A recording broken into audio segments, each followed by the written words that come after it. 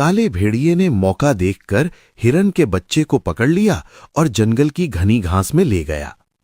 पेड़ के पीछे छिपी बकरी ये सब देख रही थी। वो दौड़ती हुई हिरन के पास गई और बोली कि हिरन बहन, काला भेड़िया आपके बच्चे को पकड़कर जंगल की दूसरी तरफ पहाड़ियों में ले गया है। हिरन तेजी से दौड़कर पहाड़ी के पास पहुंची, लेकिन वहां कुछ नहीं मिला। वो ढूंढते ढूंढते एक कांटेदार चूहे के पास पहुंची और बोली कि चूहे भाई, क्या तुमने मेरे बच्चे को कहीं देखा है?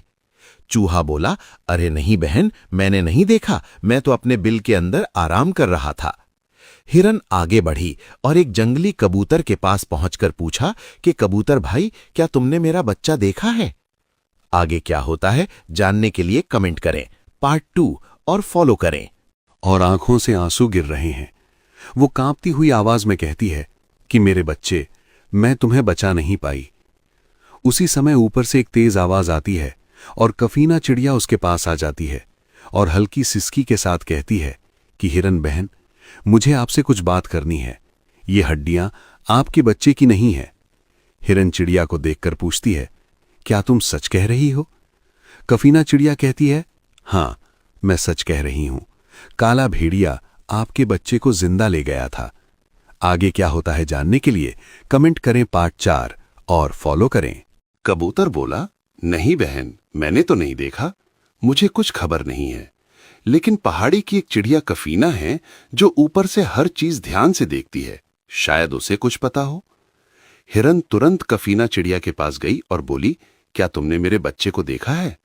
चिड़िया बोली, हां हिरन बहन, मैंने अपनी आंखों से देखा है कि काला भेड़िया आपके बच्चे को पकड़कर पहाड़ी के पीछे वाली चट्टान के पास ले गया था।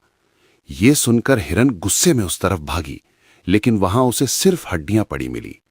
हिरन को लगा कि ये उसके बच्चे की हड्डियां हैं और वो फूट फूट कर रोने लगी और मन ही मन सोचने लगी कि अब उसे बस काले भेड़िए से बदला लेना है। आगे क्या होता है जानने के लिए कमेंट करें पार्ट 3 और फॉलो करें। काला भेड़िया आपके बच्चे को जिंदा ले गया था और वो उसे गहरी झाड़ियों वाले रास्ते से ले गया था। ये सुनते ही हिरन का दिल तेजी से धड़कने लगता है और वो वहीं खड़े होकर कहती है कि मेरा बच्चा जिंदा है। कफीना चिड़िया सिर हिलाकर कहती है, हां, वो जिंदा है।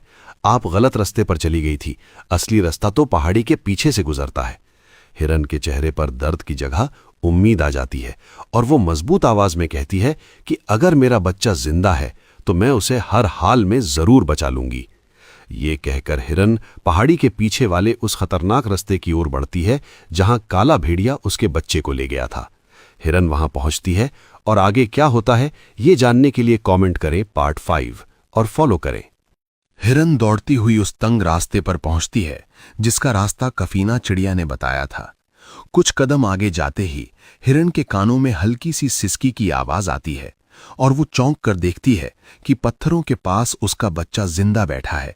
वो खुशी में कांपती आवाज में कहती है कि मेरा बच्चा जिंदा है।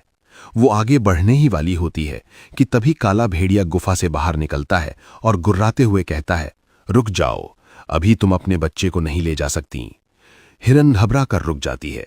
काला भेड़िया गुस्से में फिर कहता है कि तुम्हें एक शर्त पूरी करनी होगी, तभी मैं तुम्हें तुम्हारा बच्चा ले जाने दूंगा। हिरन कांपती आवाज में पूछती है कि कैसी शर्त? काला भेड़िया धीरे धीरे कदम बढ़ाते हुए कहता है कि वो बकरी तुम्हारी दोस्त है। आगे क्या होगा जानने के लिए कमेंट करें पार्ट 6 और फॉलो करें। काला भेड़िया धीरे धीरे कदम बढ़ाते हुए कहता है कि वो बकरी तुम्हारी दोस्त है, उसे मेरे पास लाओ, मुझे उससे बदला लेना है। जब तक वो यहां नहीं आएगी ये बच्चा तुम्हें नहीं मिलेगा। हिरन के चेहरे पर डर छा जाता है। वो अपने बच्चे को देखती है, फिर धीरे से कहती है कि ठीक है, मैं बकरी को ले आऊंगी, बस मेरे बच्चे को कुछ मत कहना। काला भेड़िया जवाब देता है कि ठीक है, पहले बकरी ले आओ, फिर अपने बच्चे को ले जाना। हिरन दिल पर पत्थर रखकर वापस मुड़ती है और बकरी के पास पहुंचती है। बकरी हिरन को देखकर खुशी से पूछती है कि कैसा रहा सफर, कुछ मिला? हिरन झूठी मुस्कान बनाकर कहती है कि हां, मुझे एक दोस्त मिला है, आओ मैं तुम्हें उससे मिलवाती हूं। बकरी खुशी खुशी हिरन के साथ चल पड़ती है और उसे पता ही नहीं होता कि वो कितने बड़े खतरे की तरफ जा रही है। हिरन के कदम भारी होते जा रहे हैं, लेकिन फिर भी वो बकरी को लेकर काले भेड़िए के पास पहुंच जाती है। आगे क्या होगा जानने के लिए कमेंट करें पार्ट 7 और फॉलो करें। काला भेड़िया तुरंत सिर झुकाकर कहता है कि महाराज, मुझसे बहुत बड़ी गलती हो गई है, मुझे माफ कर दीजिए। इस पर शेर महाराज कड़ी नजर से उसे देखते हुए कहते हैं कि जब तुमने हिरन के बच्चे को मारा और हिरन व उसकी दोस्त बकरी को जाल में फंसाने की योजना बनाई, तब तुम्हें गलती याद नहीं आई? काला भेड़िया कांपती आवाज में कहता है कि महाराज, मैं सच में शर्मिंदा हूं और मैं वादा करता हूं कि फिर कभी किसी जानवर को नुकसान नहीं पहुंचाऊंगा। मुझे एक आखिरी मौका दे दीजिए। तभी कफीना चिड़िया बोलती है कि महाराज, अगर मैं समय पर नहीं पहुंचती तो ये भेड़िया बकरी और हिरनी दोनों को मारकर खा जाता। ये सच में दोनों को खत्म करने वाला था। शेर महाराज कहते हैं कि आगे क्या होगा जानने के लिए कमेंट करें पार्ट 8 और फॉलो करें।